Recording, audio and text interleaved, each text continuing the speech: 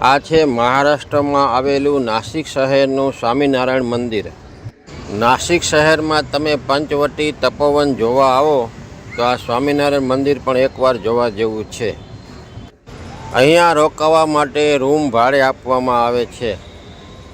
રૂમનું charge થોડુંક ઊંચું છે. એક રૂમના 1500 રૂપિયા ચાર્જ છે. પણ રૂમની અંદર તમને સારું અને સારી ફેસિલિટી મળશે. આ તમે જે જોઈ રહ્યા છો તે સ્વામિનારાયણ મંદિર છે. સ્વામિનારાયણ મંદિરની અંદર એક ખૂબસૂરત મંદિર બનાવવામાં આવ્યું છે. તમે જોઈ રહ્યા છો. આપણે અંદર જઈને પણ જોશું. મસ્ત એવું મંદિર છે. અહીંયા નાસ્તા માટે પણ છે. તમારે નાસ્તો કરવો હોય તો નાસ્તો પણ મળે છે. અને આપણે જે જોઈ રહ્યા છીએ એ સ્વામિનારાયણ મંદિર છે. હવે હું તમને અંદર લઈ જઈશ. આવી કંઈક પ્રતિમા મૂકવામાં આવેલી છે. સ્વામીજીના દર્શન કરવામાં આવેલા છે. આ બધા તમે જોઈ રહ્યા છો. એક ખૂબસૂરત મંદિર છે.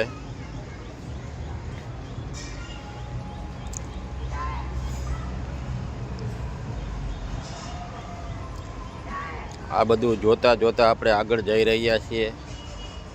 પછી મુખ્ય મંદિર પણ આપણે જોશું. તો તમે મારી સાથે બનાવેલા રહેજો. મારો વિડીયો એન્ડ આગળ જોજો. તમને તમામ જાણકારી મળશે આની અંદર.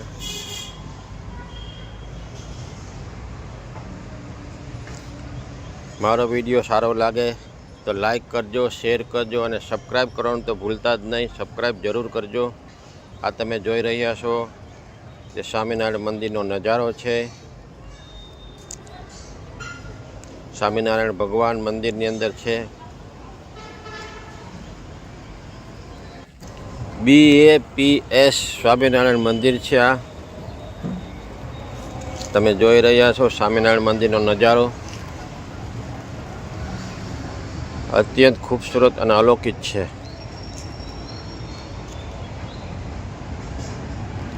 અહીંયા સવારે નાસ્તો, બપોરે જમવાનું આપવામાં આવે છે અને સાંજે પણ જમવાનું આપવામાં આવે છે.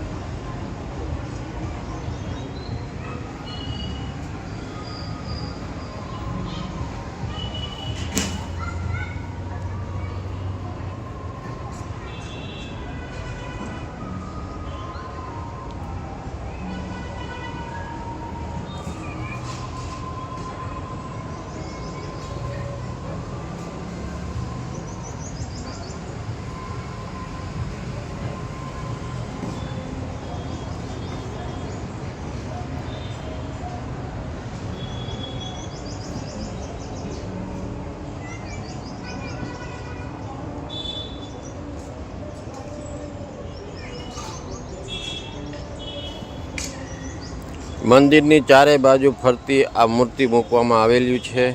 જે અદ્ભુત નજારો જોયા જેવો છે.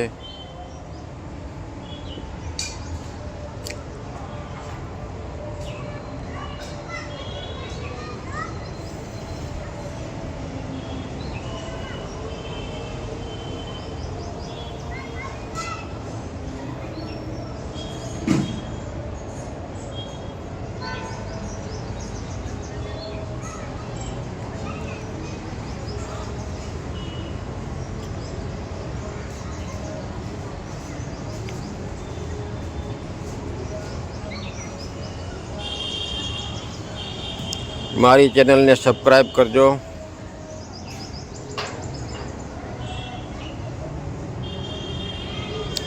હવે આપણે મુખ્ય મંદિર તરફ જઈ રહ્યા છીએ. હું તમને દર્શન કરાવીશ એના અલૌકિક સ્વામિનારાયણ ભગવાનના.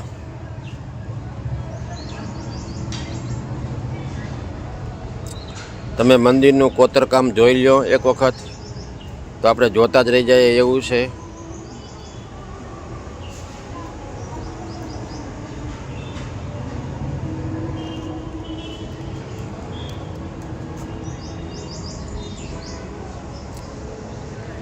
તમે આ વિડીયોમાં બનાવી રહેજો મારી સાથે. તમને બધી જાણકારી મળશે આમાં.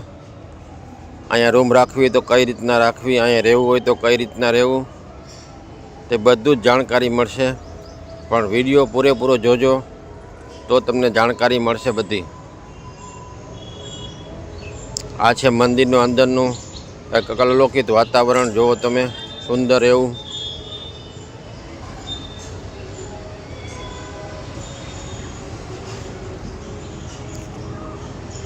આ ભગવાન સ્વામિનારાયણ છે.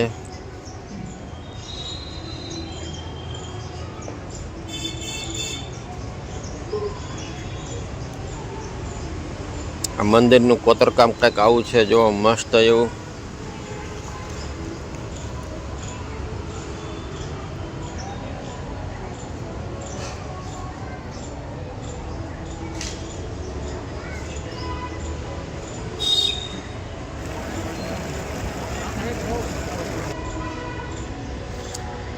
આ તમે મંદિરની નીચે જશો તો અહીંયા મહાત્મા અને સંતોના ફોટા છે, મૂર્તિઓ મૂકવામાં આવેલી છે નીચે, એ પણ તમે જરૂર જોજો.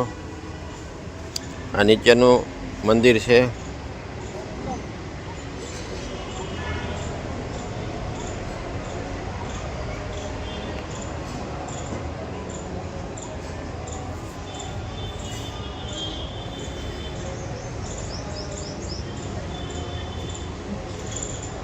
હવે જે મેં રૂમ ભાડે રાખ્યો હતો એ હું તમને જોવા લઈ જાઉં છું.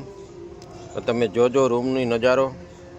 રૂમની અંદર તમારે અહીંયા રોકાવું હોય તો કોઈ પણ સ્વામિનારાયણ હોય, જેના સાધુ હોય, એ સાધુની તમારી યારે પહેચાન હોવી જરૂરી છે.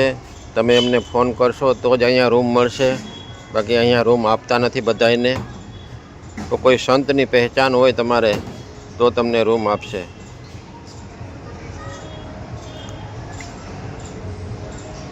અહીંયા 2 બેડ આપવામાં આવેલા છે, ટેબલ ખુરચી છે. પાછળની બાલ્કનીનો નજારો આવો છે. આ બાથરૂમ છે.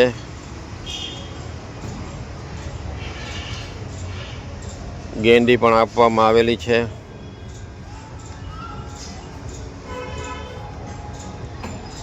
લેટરિંગ પણ આ રીતનું કાંઈક છે. અને એટલી ખાલી જગ્યા આપવામાં આવેલી છે. તમે બહારનો નજારો પણ અહીંથી જોઈ શકો છો નાસિકનો.